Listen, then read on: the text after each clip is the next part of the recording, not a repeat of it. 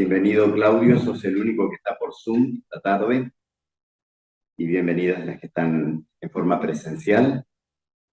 Vamos a dar inicio a este encuentro, que es uno de los 3 últimos, o sea, queda 2 más y terminamos con estos encuentros en los que hemos venido tratando el tema de la resiliencia.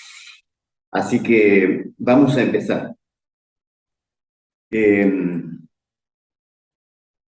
el último encuentro vimos cuán importante era la oración. Así que, ya que vimos eso, quiero que hagamos una oración para empezar esta tarde y le pidamos a Dios que esté con nosotros, que nos acompañe y nos ayude a entender esto que vamos a ver. Vamos a orar. Padre Celestial, gracias porque has permitido que nos encontremos una vez más, y te rogamos, Señor, que estés con nosotros, que el Espíritu Santo pueda darnos inteligencia, sabiduría para poder entender lo que vamos a hablar esta tarde y sobre todo aplicarlo a nuestra vida. Te lo rogamos por Jesús. Amén. Amén. Bueno, le hemos puesto a la hojita de hoy 2 preguntas para iniciar: ¿por qué y para qué? ¿Por qué? Es una pregunta muy, muy frecuente que nos hacemos cuando las cosas no van bien. La siguiente, el para qué, que podría ser tal vez más apropiada, no la tenemos en cuenta. ¿Por qué? ¿Por qué? ¿Por qué me pasa a mí? ¿Por qué no tendría que pasarme a mí? Lo que les pasa a todos, ¿por qué no a mí? Pero es válida la pregunta, aunque tal vez la segunda pudiera tener más sentido. ¿Para qué? ¿Para qué me pasa lo que me pasa? Las dos son importantes. Y cuando estamos pensando en la construcción de resiliencia, creo que es de suma importancia pensar si eso que nos ocurre tiene sentido. Es decir, la desgracia, la adversidad, ¿tiene sentido? Y si lo tiene, ¿cuál es? Cuando llega la necesidad de ser resilientes por cualquier situación adversa, cualquiera haya sido. A ver, esta semana pasada falleció un señor que era un sobreviviente del Holocausto. Él se estableció hace muchos años aquí en la Argentina, vivía en Carlos Paz, y él fue varias veces al colegio, a nuestro instituto allí en el barrio Oña, a dar charlas para los chicos. Escribió libros, leí uno de sus libros y realmente nunca escuché sus charlas,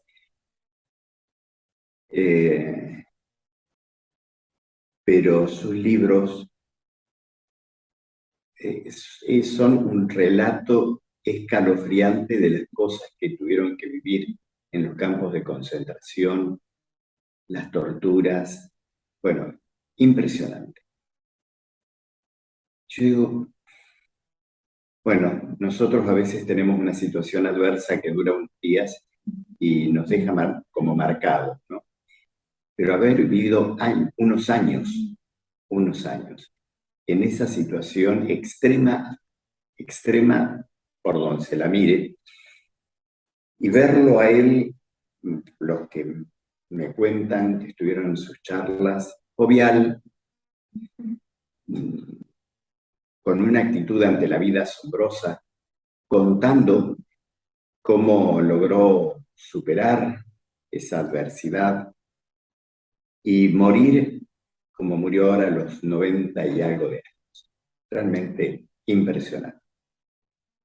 Aquí la lección que tenemos para hoy habla de situaciones totalmente inesperadas. Un accidente automovilístico, el quedarse de pronto sin trabajo, el enterarnos que tenemos una enfermedad, tal vez grave, tal vez incurable, como resultado de un examen médico, situaciones que no las veíamos venir y que por lo tanto al no verlas venir no nos preparamos para ellas. La traición de la que podemos llegar a ser objeto de alguien que creíamos nos amaba o que amábamos. Bueno, cada vez que nos sobreviene algo así, o cualquier otra que no hemos enumerado, ¿por qué me pasa? ¿Por qué? Entonces, vamos a ver, porque en estas situaciones es cuando las reacciones son diversas. Algunas, hay una muy frecuente, que quienes creen en Dios dicen, ¿por qué Dios permitió? ¿Por qué Dios permite? ¿Qué hice yo para que Dios me mande esto? Otros dicen, para reforzar su no creencia, si Dios existiera, entonces no me pasaría esto, o no le pasaría esto a la humanidad cuando nos encontramos ante una catástrofe grande, una guerra. Si Dios existiera, más todavía, si Dios es amor, como dicen, no permitiría que pase esto, si además es todopoderoso. Son preguntas no fáciles de contestar en el momento de la crisis. Porque alguien que cuestiona de esa manera, no es fácil darle una respuesta. Pero cuando nos encontramos en la adversidad y ante la posibilidad de volvernos contra Dios, o que alguien que conocemos que está en una situación difícil se vuelve contra Dios,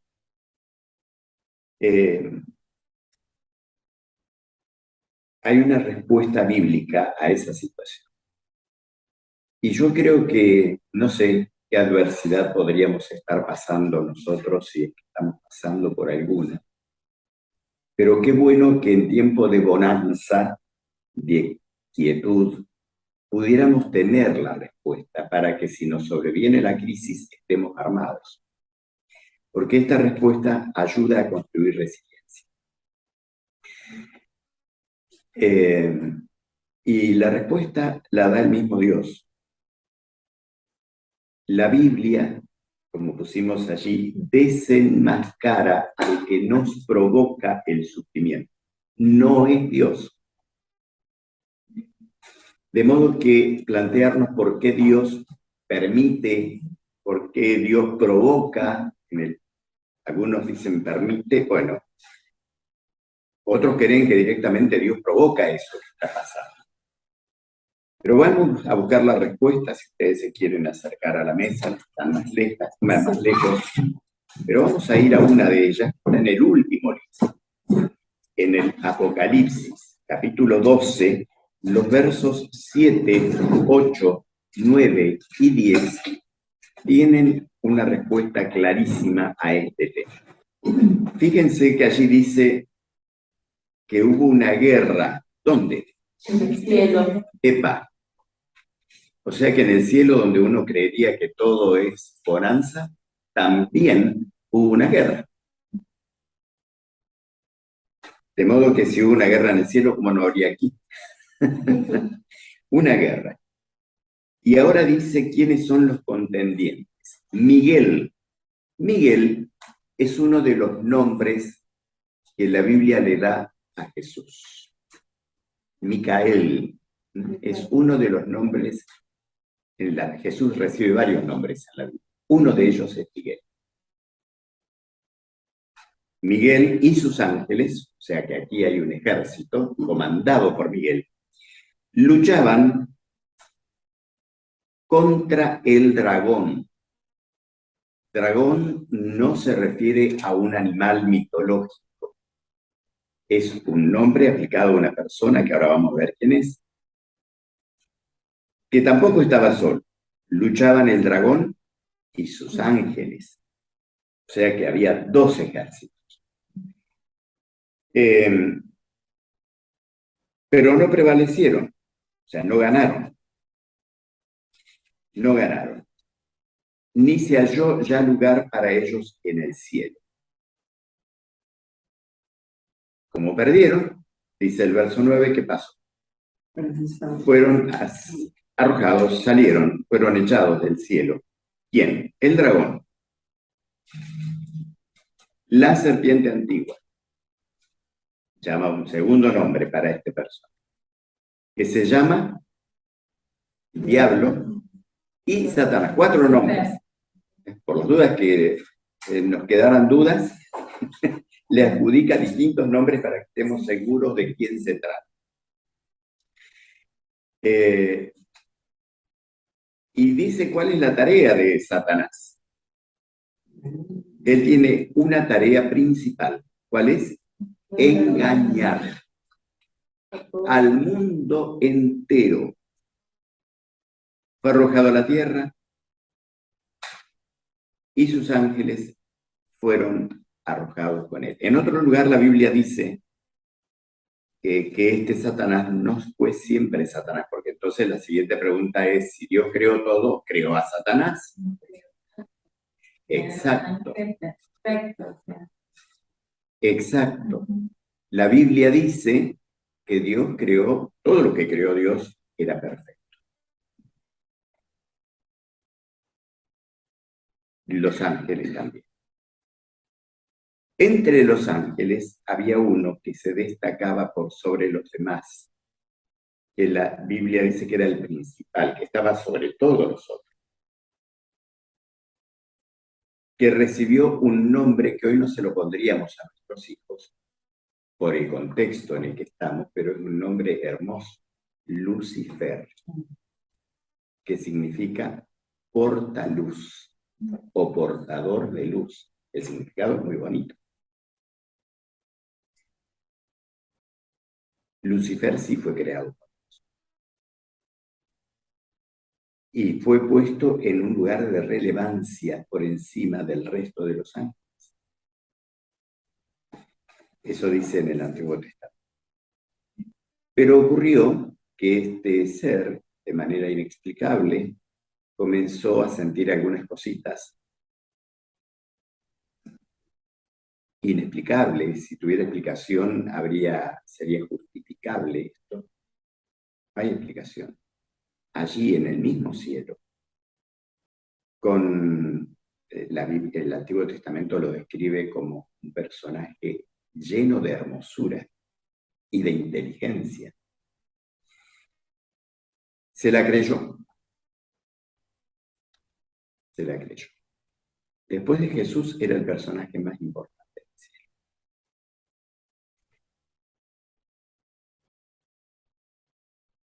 Y cuando comienza a suceder este fenómeno, nos ocurre entre nosotros, por eso podemos saber en qué consiste, empieza a no alcanzarnos lo que tenemos y queremos más. Y queremos más. Y a veces, con tal de voltear al que está por encima, empezamos a hablar que conmigo les iría mejor. No decimos que es malo, pero conmigo yo sabría hacer mejor las cosas.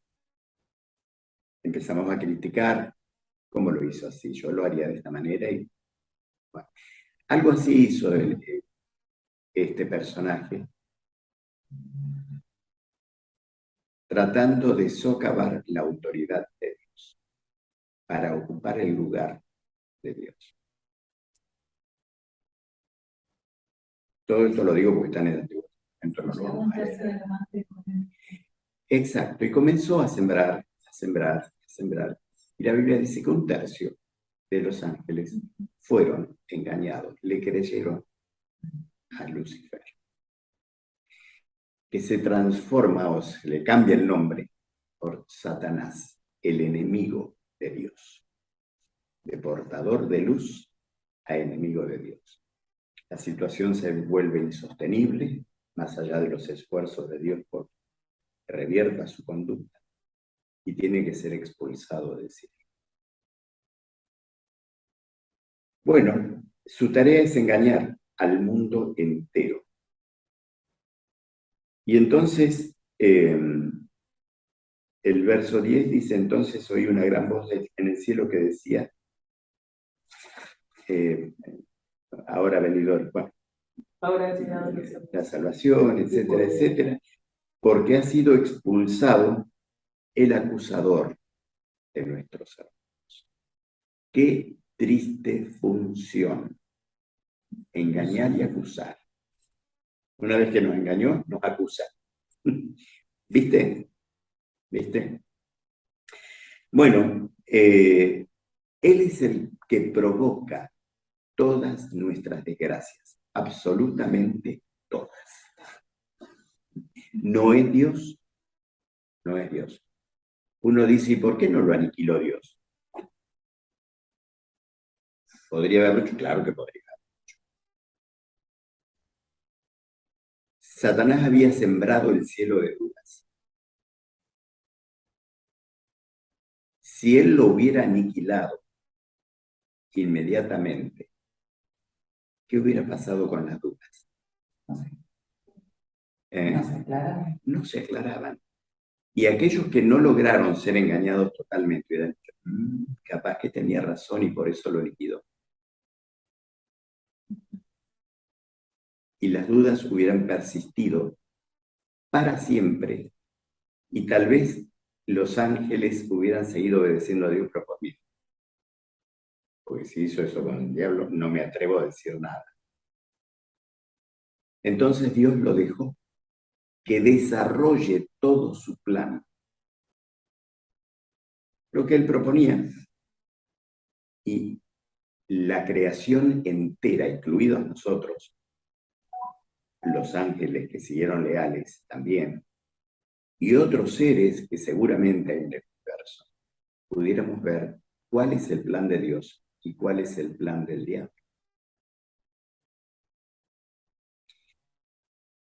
Nuestras desgracias forman parte del plan también. En el libro de Isaías el profeta dice que el mal que hay en el mundo es porque la humanidad se degradó, se degeneró, eligió la desobediencia, obviamente instigado. Por eso yo no puedo fumar y pedirle a Dios que me libre del cáncer de pulmón. Nuestras acciones tienen consecuencias. Pero todo lo malo tiene como origen el diablo. Y nosotros, que nos plegamos a sus planes o resultamos engañados, porque él nos presenta las cosas lindas, inmediatas, no las que siguen después, no las consecuencias. Bueno, entonces, no es Dios el culpable es el diablo, es Satanás, es la serpiente antigua, es el dragón, si queremos usar todos los nombres. Él es el culpable.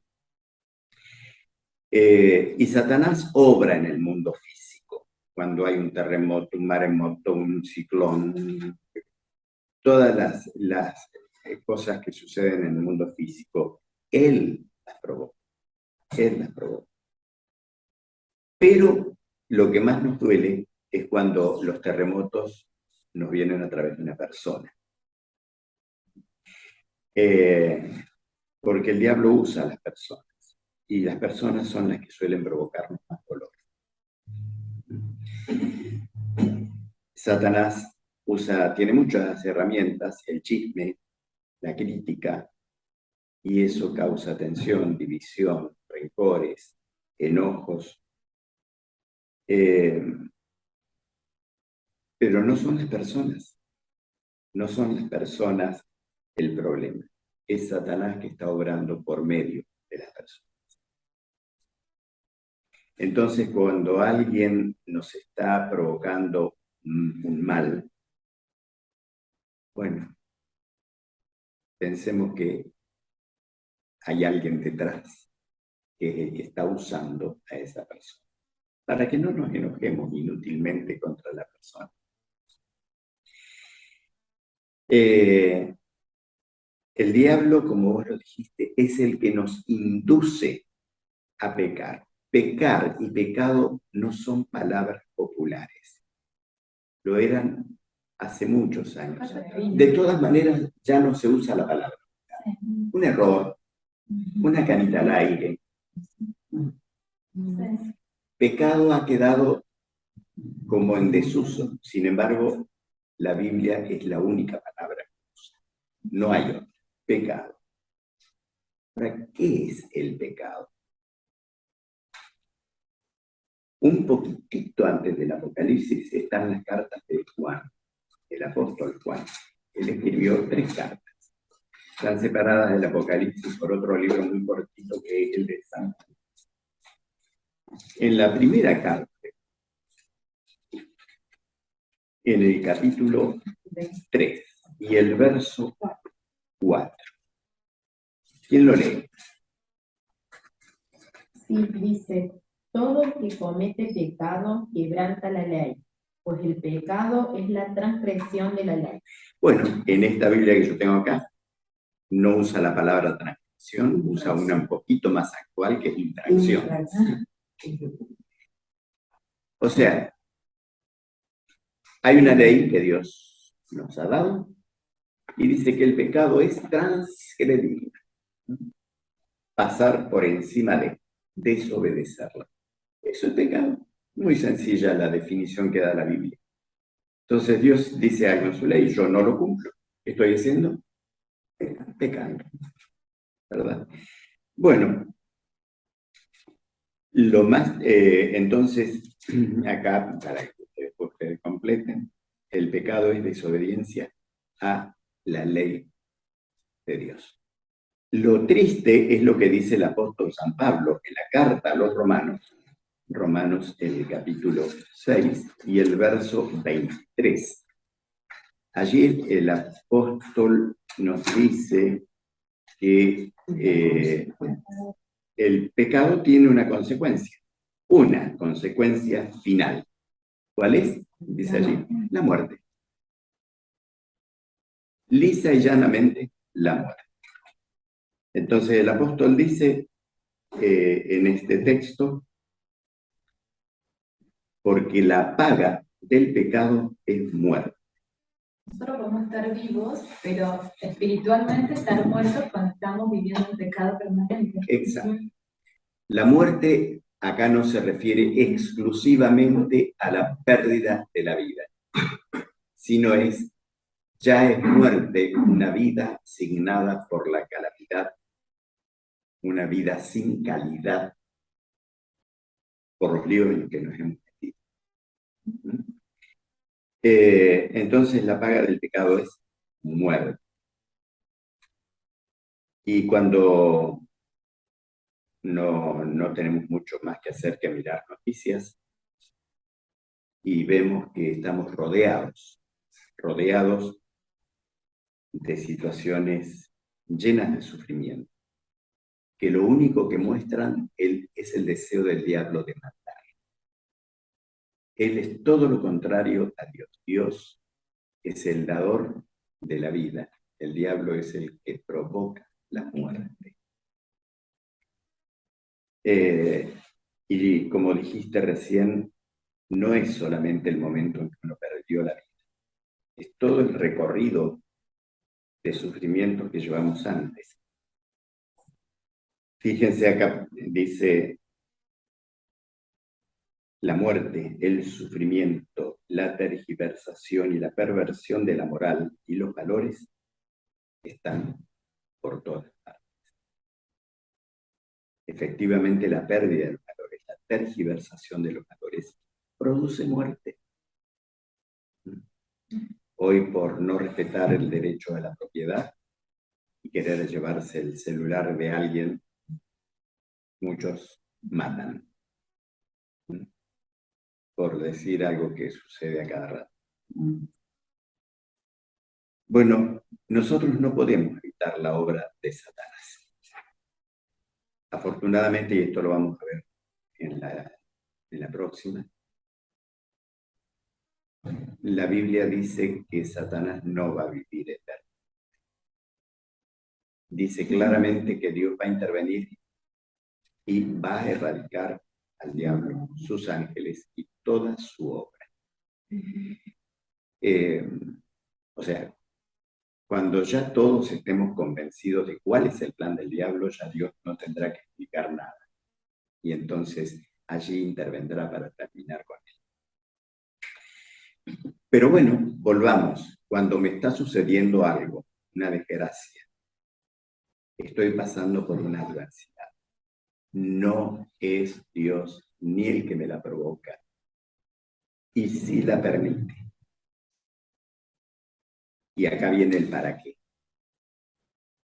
Algo estoy necesitando aprender. Algo quiere sacar Dios de mí, algo bueno quiere sacar Dios de mí, haciéndome pasar por ese momento difícil. Y después que lo pasamos, nos damos cuenta. A veces inmediatamente, otras veces hay que esperar.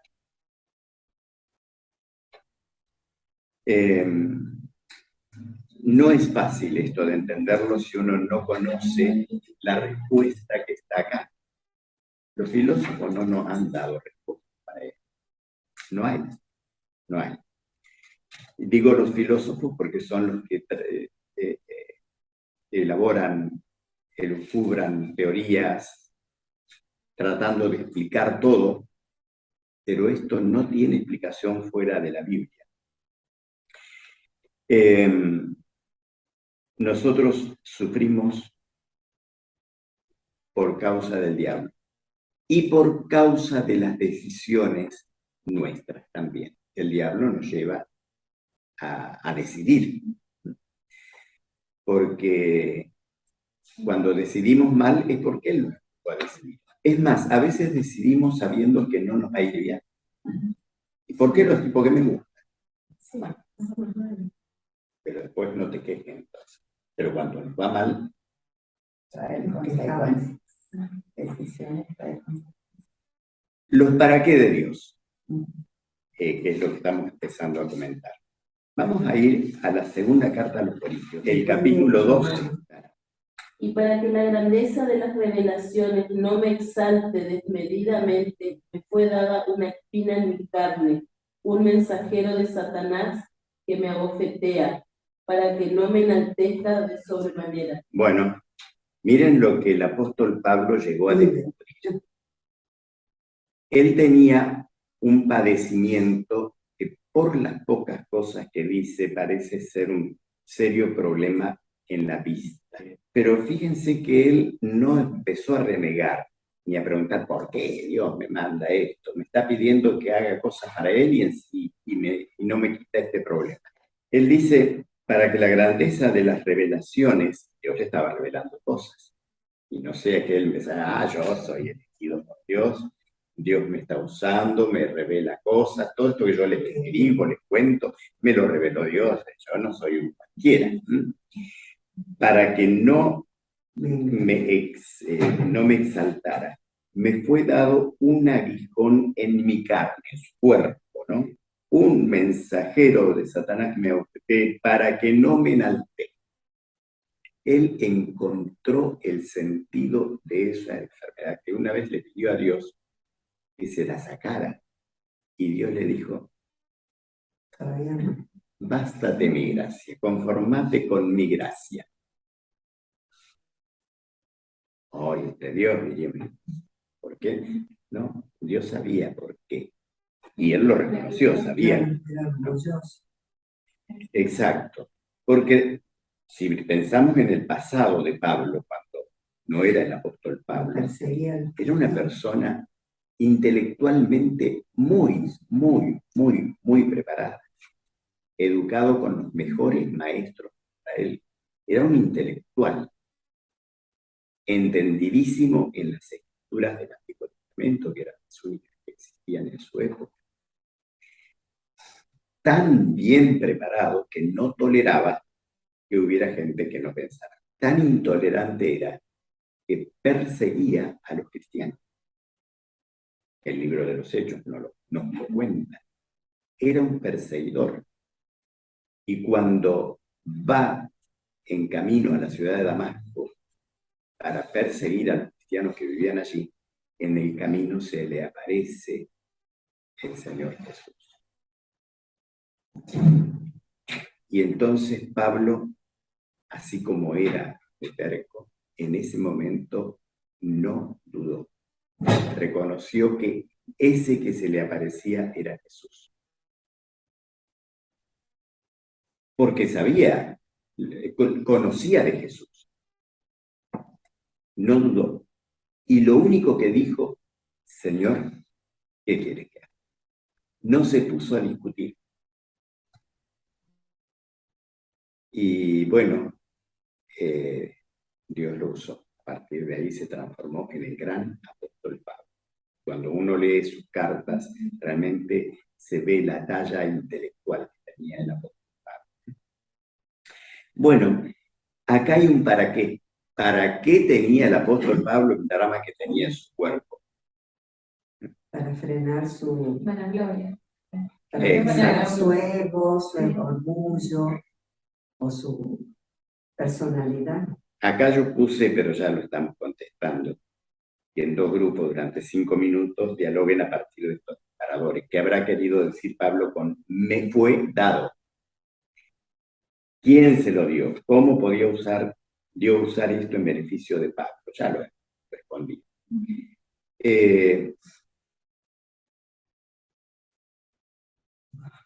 ¿Quién se lo dio? Acá dice un mensajero ¿de quién? Dios. De Satanás. ¿No? Claro. Dios le permitió que pasara. No es que Dios le puso el problema. Lo dejó a Satanás que le hiciera le provocara un daño a Pablo.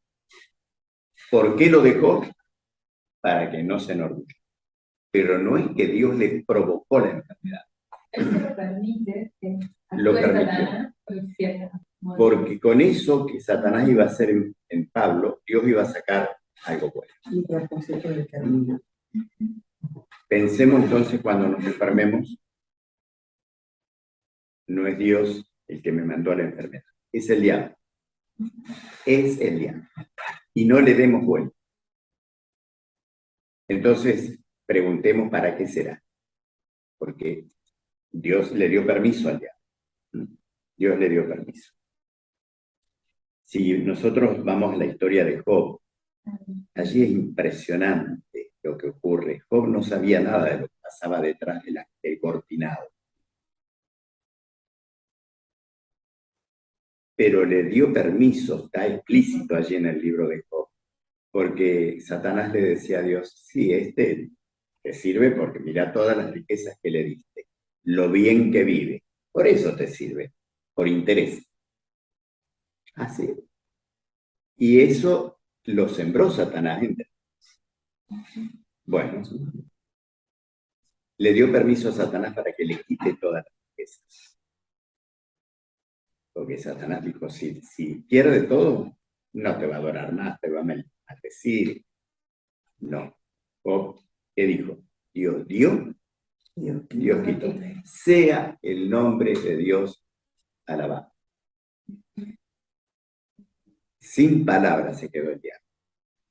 Pero fue un poco más, le dijo, como no, él sigue estando enterito, bueno, te voy a dar permiso que lo enfermes. No te doy permiso para que le quites la vida. Así que el diablo vino con todo, le mandó una enfermedad tremenda.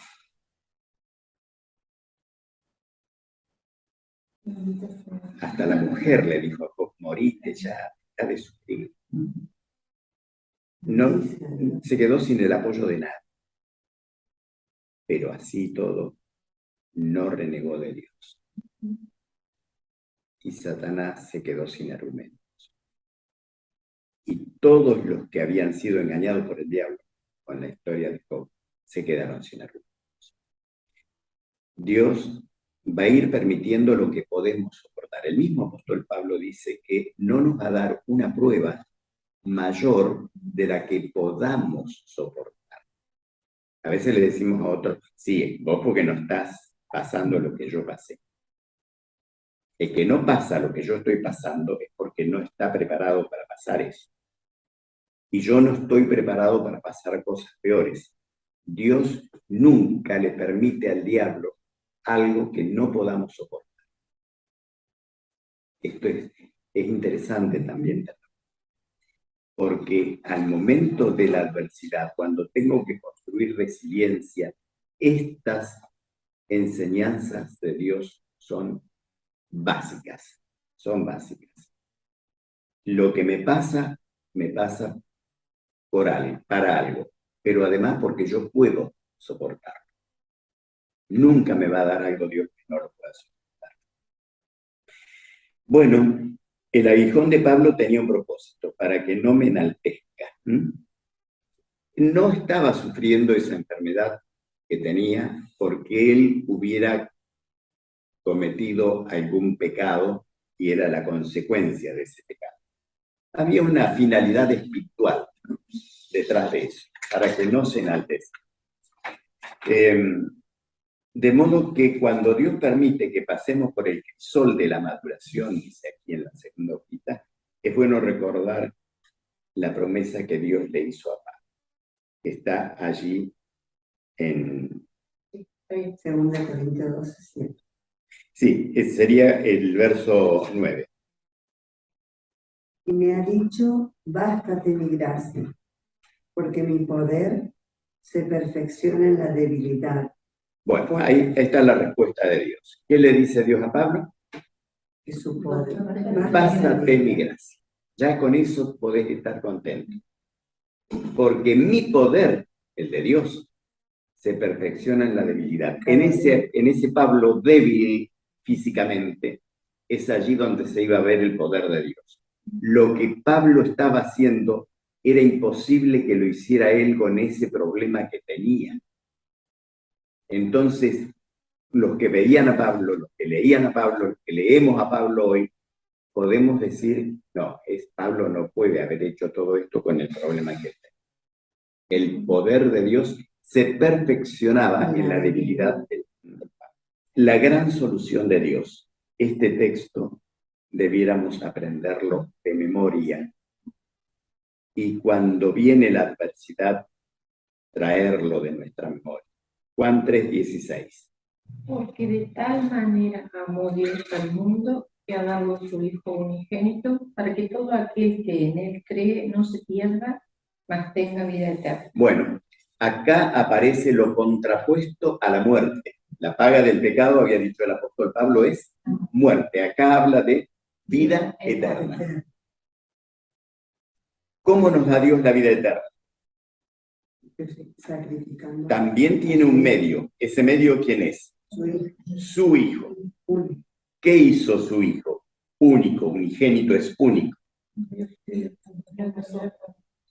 Él murió en nuestro lugar. La paga del pecado es muerte. Cuando la Biblia, el apóstol Pablo dice muerte, se refiere a una muerte eterna, definitiva, nunca más vida. Jesús vino a morir esa muerte en nuestro lugar, para que nosotros podamos tener una esperanza, la vida eterna. Él pagó el precio que nosotros debíamos pagar. Ahora, releamos este texto para que todo aquel que en él cree, esto no es para todos. Esto no es para todos. Hay gente que aprovechándose de que Dios es amor, dicen, instigado por el diablo también, porque el diablo todo lo que hace. Como Dios es amor, Él nos va a salvar. Ahora, si Dios nos salva a todos, ¿qué está? ¿Qué está haciendo Dios en contra de lo que Él mismo determinó? ¿Cómo nos hizo a nosotros? Seres libres. Si me salvo en forma compulsiva, obligatoria, no está respetando la libertad que me da.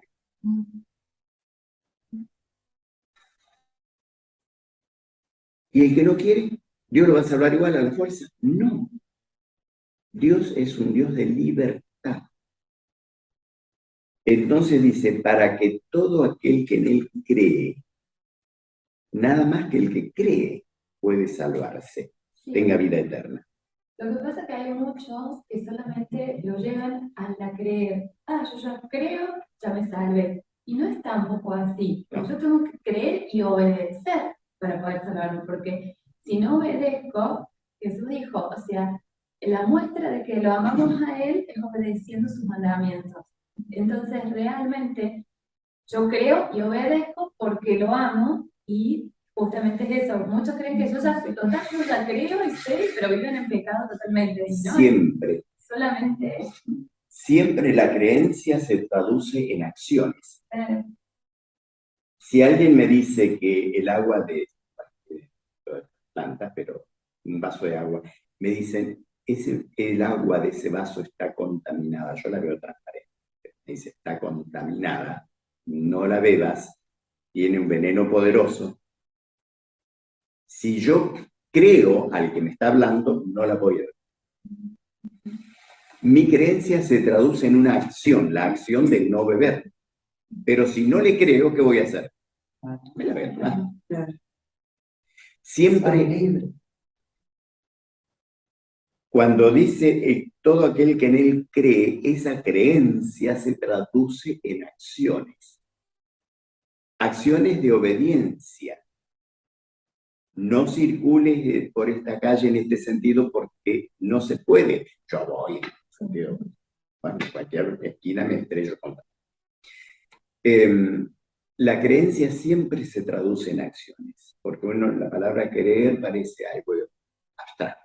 No, se traduce en acciones concretas. Y esas acciones, lo dijiste muy bien, yo las hago por amor al que le creo. Yo le creo porque tengo confianza absoluta en el que me está dando la indicación, que es el amor en el caso de nuestra relación. Entonces, el que cree en Jesús va a tener vida eterna. El que no cree en eso, pues no la va a tener. Entonces, la manera de tener la esperanza de la vida eterna, hoy estoy en una adversidad, pero sé que no será para siempre, porque la eternidad no tendrá adversidades. Este mundo de adversidades es pasajero. Todo esto es pasajero. La vida eterna no tendrá adversidades. Entonces, el resiliente es resiliente porque tiene condiciones de su personalidad que le ayudan. Pero estas cosas vienen de afuera y son importantísimas para ser resiliente. Saber que esta desgracia que me toca ahora no va a ser permanente, que hay algo mejor más allá. Entonces, la gran solución de Dios fue esta: mandar a su Hijo para terminar con esta historia de pecado. Y Jesús, al morir en la cruz, asegura la victoria. Todavía el diablo tiene un tiempito más para hacer sus cosas, pero ya está vencido. Ya está vencido. Entonces, Pablo y su compañero Silas le dicen algo muy sabio a un carcelero cuando ellos estaban presos, y la historia está en el libro de los Hechos, capítulo 16, 30 y 31. Bueno, estaban presos acá en cárcel, Pablo y Silas habían sido llevados prisioneros por hablar de Jesús. Viene un terremoto, se quedan todos los presos ahí con la posibilidad de escapar. Viene el carcelero afligido porque se le escapaban los presos, él moría. Antes las leyes no es como ahora, no son las que hay ahora. En esos casos la muerte era la consecuencia para el carcelero. Vino desesperado y entonces se iba a matar, se iba a suicidar, dice el verso 27, pensando que todos los presos se le habían escapado. Pero Pablo, cuando ve que se está por suicidar, le grita: no te hagas mal, pues todos estamos acá.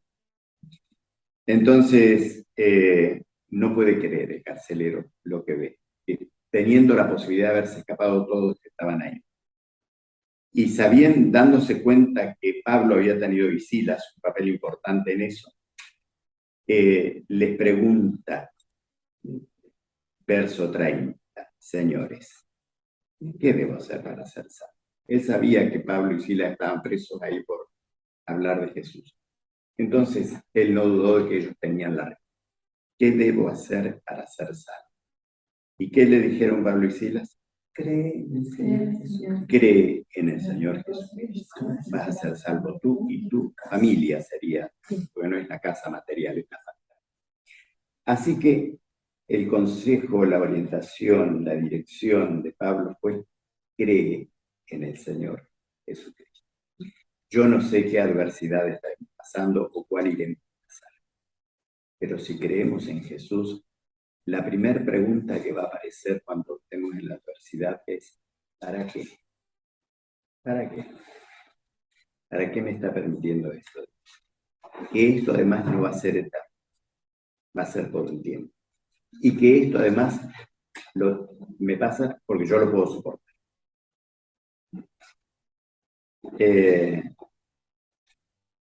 Y vamos a ver el último texto, una tierna invitación que Jesús nos hace en el último libro, este libro que muchos han pintado de terrorífico y que para nada lo es. Fíjense la ternura de este versículo 20 del capítulo 3. Jesús está hablando acá. Yo estoy a la puerta y llamo. Fíjense otra vez el respeto a la libertad que dio.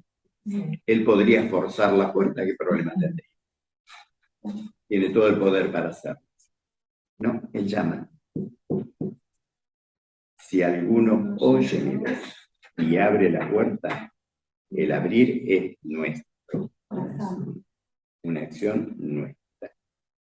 Si le abro, si lo acepto, entraré a él, cenaré con él y él conmigo. Fíjense la intimidad de esta figura y de la cena. La cena es el momento de las comidas del día, la que nos ofrece mayor intimidad. ¡Qué maravilla! Yo estoy a la puerta y ya. Bueno, cada uno escuchará o no la voz de Dios llamando. La invitación es que lo aceptemos como Salvador personal. Que creamos en él. Y más allá de la adversidad, podamos ver la vida eterna que nos espera. Dios los bendiga y que esto sea una realidad. Gracias, Claudio, por acompañarnos y gracias por estar ustedes presentes. Nos encontramos por 2 sábados más y terminamos con nuestros encuentros sobre la